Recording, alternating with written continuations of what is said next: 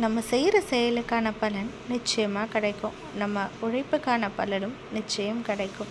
ஆமாம், இது உண்மைதான். நம்ம நல்லது செஞ்சால் நல்லது நடக்கும், கெட்டது செஞ்சால் அதற்கான பலனை அனுபவிச்சு தானே ஆகணும்.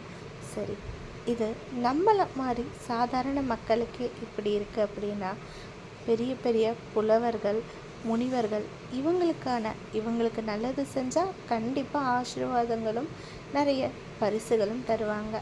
இவங்களுக்கு அவமானப்படுத்துறது இல்லை அவங்களுக்கு எதிராக ஏதாவது செஞ்சோம்னா என்ன செய்வாங்க? சாபம் தானே விடுவாங்க. ஆமாம், அந்த மாதிரி சாபம் விட்ட ஒரு புலவரை பற்றியும், அவர் யாருக்கு சாபம் விட்டார், அந்த மன்னன் என்ன ஆனார், அந்த ராஜ்யமே என்ன ஆச்சு அப்படிங்கிற கதையை தான் பார்க்க போகிறோம். பார்க்கலாமா? வாங்க. காலமேக புலவர் ரொம்பவும் நல்ல புலவர். எல்லாருக்கும் உதவி செய்கிற குணம், ரொம்ப தன்மையாக நடந்துப்பார். ஆனால் தப்புன்னு வந்துட்டா கண்டிப்பாக தட்டி கேட்பார். ஆமாங்க, தஞ்சை மாநகரம் இருக்கு இல்லையா, அந்த ஊரில் திருமலை ராயன்பட்டி அப்படிங்கிற இடத்த தலைமையாக கொண்டு அரசாட்சி புரிஞ்சு வந்த மன்னர் தான் திருமலை ராயன்.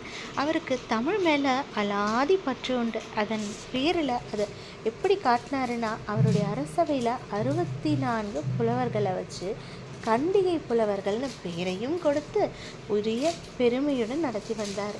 அவர்களுக்கெல்லாம் தலைமையாக இருந்தது மதுர கவிராயர் அப்படிங்கிறவர் தான். அவங்களுக்கு என்ன சொன்னாலும் கேட்பார். அவ்வளோ ஒரு மரியாதை புலவர்கள் மேலே. சரி, ஆனால் அதுக்கு தகுதியானவர்களாக அந்த புலவர்கள் நடந்துக்கிட்டாங்களா அப்படின்னு கேட்டால் அதுதாங்க இல்லை. புலவர்கள் எல்லாருமே சமம் தானே. அவங்கெல்லாம் அரசவை புலவர்கள்ங்கிறதுனால பெருமை மிகுதியால் என்ன செஞ்சாங்க தெரியுமா?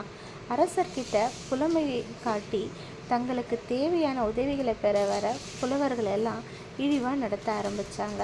அவங்கக்கிட்ட தந்திரமாக பேசுகிறது மட்டும் இல்லாமல் அவங்கள தலை குனிகிற மாதிரி சில செயல்களும் இது நாளுக்கு நாள் அதிகரிச்சுக்கிட்டே வந்தது. இது காலமேக புலவருக்கு தெரிய வரும்போது அவருக்கு மனம் ரொம்ப வருத்தம் அடைஞ்சாலும் கோபமும் வந்தது. ஏன் இப்படி நடந்துக்கிறாங்க அப்படிங்கிற ஒரு எண்ணம் தோன்றினாலும் திருமலை ராயனுடைய தமிழ் பற்றை கேட்டு ரொம்ப பெருமையும் பட்டார்.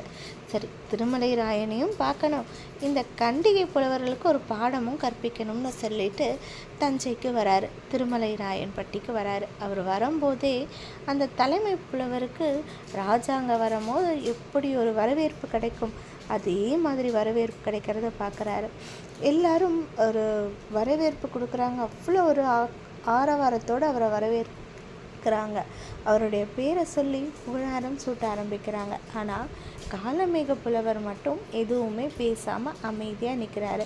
இதை ஒரு காவலாளி பார்த்துடுறாரு. பார்த்துட்டு சும்மா விடலை. எதுக்கு நீங்கள் புலவருக்கு மரியாதை கொடுக்கல? அதுவும் அவர் தலைமை புலவர் இல்லையா? வந்து கட்டளையிடுறாரு காலமேக புலவருக்கே.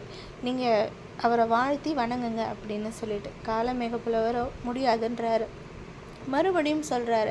உடனே காலமேக புலவர் தான் ரொம்ப அவருக்கு புலமை வாய்ந்தவராச்சு, அவர்கிட்ட சொல்லவா வேணும், ஒரு பாடல் பாடுறாரு. என்ன பாடல் தெரியுமா? அதிமதுரம் அப்படிங்கிறது சாதாரண நாட்டு மருந்து கடையில் கிடைக்கிற ஒரு பொருள். அதுக்கு எதுக்காக இவ்வளோ ஒரு சிறப்பு அப்படிங்கிற மாதிரி இப்போ உங்களுக்கு புரிஞ்சிருக்கும். தலைமை புலவரை கொஞ்சம் எள்ளி நகையாடுற மாதிரி ஒரு பாடலை பாடிட்டார். கவிதைக்கே புலமை சேர்க்கிறவராச்சே. இந்த கவிதையை கொண்டு போய் காவலாளி தலைமை புலவர்கிட்ட சொல்லியாச்சு. அவருக்கு கோபம் வந்தாச்சு. அரசவைக்கு போனதும் ராஜா கிட்ட இதை பற்றி, அந்த காலமேக புலவரை பற்றி குறையும் சொல்லியாச்சு. கோல் மூட்டுவாங்கன்னு சொல்லுவாங்க இல்லையா, அந்த மாதிரி சொல்லிடுறாரு. ராஜாவுக்கு புலவர்கள்னால் உயர், தமிழ் மேலே கொட்ட பற்றால் புலவர்கள் என்ன சொன்னாலும் ஏற்றுப்பார்.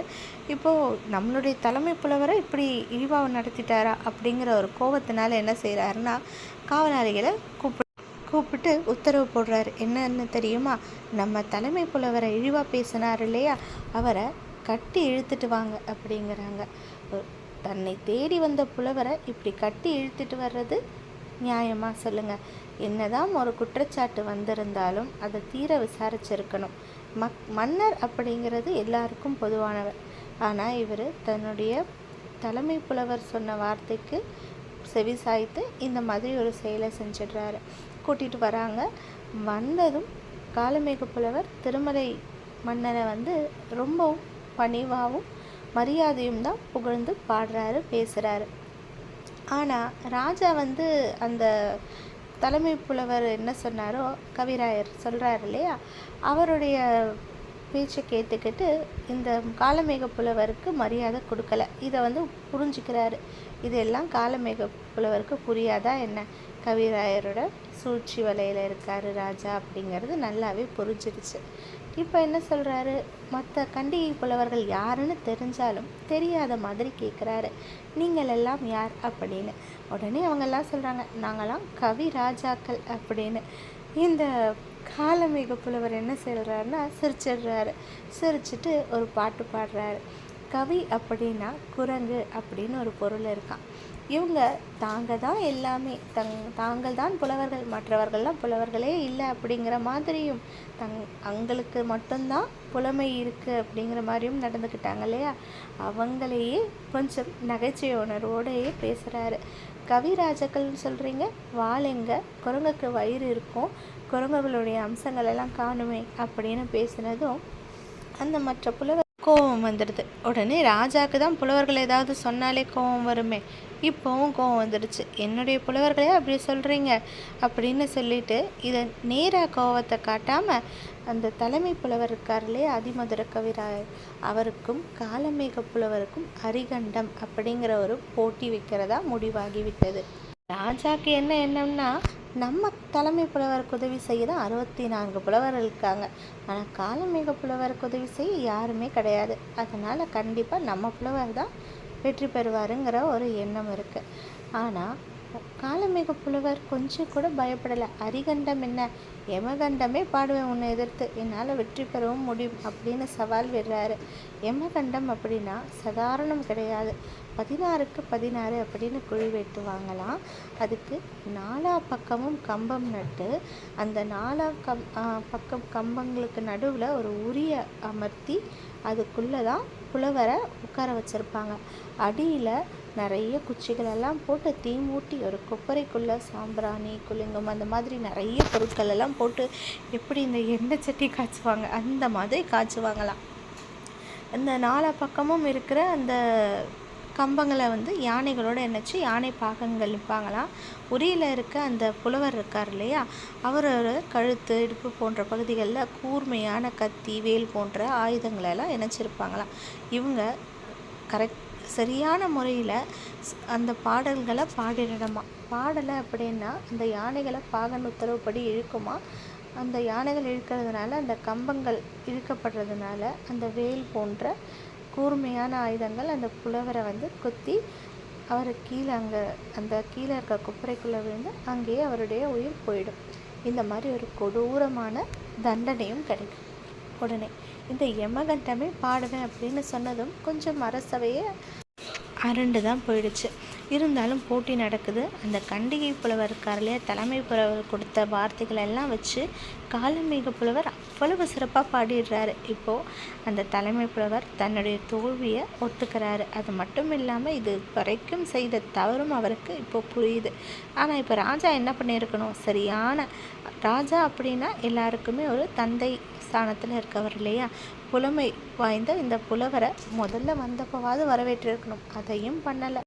சரி, அவர் மேலே குற்றச்சாட்டு இருந்ததுனால அப்படி நடந்துக்கிட்டாருன்னு வச்சுக்கிட்டாலும், இப்போ அவர் என்ன பண்ணுறாரு, அவர் வச்ச போட்டியில் வெற்றி பெற்றுட்டார். அவரை புகழ்ந்தாவது பேசியிருக்கணும், பாராட்டி இருக்கணும். அவருடைய செயலுக்கான பாராட்டோ பரிசுகளோ ஏதாவது கொடுத்துருக்கணும். எதையும் செய்யவில்லை. இப்போவும் அவர் தன்னுடைய அரசவை புலவர்களை இருந்து பேசினதாக தான் அவர் நடந்துக்கிட்டார். அவங்களுக்கு இழிவு நடந்துருச்சு அப்படின்ற மாதிரி ஒரு இதுதான் இருக்கே தவிர, காலமேக புலவரை சரியான மரியாதையோடு நடத்தலை. இதனால் கோவம் வந்த காலமேக புலவர் என்ன பாடுறாரு, மறுபடியும் ஒரு பாட்டு பாடுறாரு. முதல்ல வந்தப்போ திருமலை ராய மன்னனுக்கு உரிய மரியாதையோடு புகழ்ந்து பாடிய அதே புலவர் இப்போ பாடுறாரு. என்னன்னா, தேவையில்லாத நயவஞ்சக கூட்டம் வாழும் இந்த நாடு, அரசனா ஒழுங்காக இருந்திருக்கணும், ஆனால் அவர் இல்லை. இந்த மாதிரி சூழ்ச்சிக்காரர்கள் இருக்கும் அந்த நாட்டில் மழை பெய்யக்கூடாது, மணலே மழையாக பெய்யட்டும் அப்படின்ற மாதிரி சாபம் கொடுக்குறாரு. மழை இல்லைன்னா ஒரு நாடு என்ன ஆகும், அதே மாதிரி அதுக்கு அடுத்த நாள்லேருந்து அந்த ஊரில் மழை இல்லை. இன்ன வரைக்கும் கூட சில சில இடங்களில் மணல் இருக்கிறதா, மணலால் ஆன அந்த ஊரில் மணலாக இருந்தால் எப்படி இருக்கும் அந்த மாதிரி தான் இருக்குது அப்படிங்கிற மாதிரி சொல்கிறாங்க. ஆமாம், யாராக இருந்தாலும் சரி, நம்ம மற்றவங்கக்கிட்ட சாபமோ அவங்கக்கிட்ட ஒரு அவச்சொல்லோ வாங்குற மாதிரி நடந்துக்கிட்டால் அழிவு மட்டும் கிடையாது, ஒரு அவமானமும் கூட. இதனால் ஒரு ஊரே அழிஞ்சிருக்கிறதா சொல்கிறாங்க. நம்மளால் முடிஞ்ச வரைக்கும் நல்லதை செய்வோம், இல்லைன்னா அவங்க மற்றவங்கக்கிட்ட இருந்து சாபமோ கெட்ட பேரோ வாங்காமலாவது இருப்போம். நம்மளும் மற்றவங்கள முடிஞ்ச அளவுக்கு சபிக்காமல் இருப்போம். தெரியாமல் செஞ்சுருந்தா மன்னிச்சிடுவோம், முடிஞ்சால் மறந்துடுவோம். இது நமக்கும் நல்லது, அவங்களுக்கும் நல்லது.